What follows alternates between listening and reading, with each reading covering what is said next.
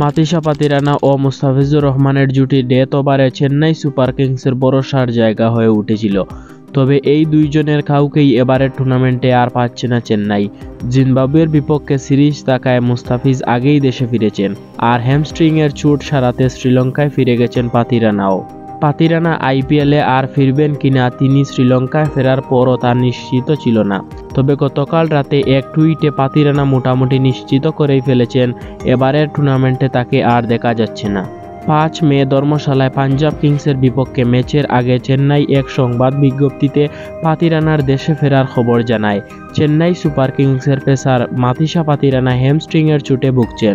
চোট থেকে সেরে ওঠার জন্য তিনি শ্রীলঙ্কায় ফিরে গেছেন।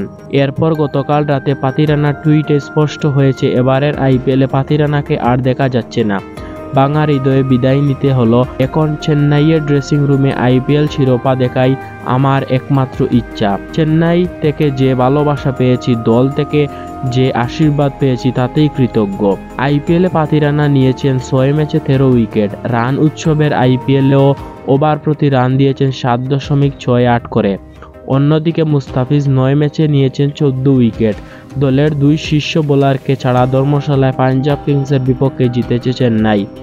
মুস্তাফিজ পাতিরানার বিদায়ের পরও কি চেন্নাই ভালো করতে পারবে তা অবশ্যই কমেন্ট করে জানিয়ে দিন।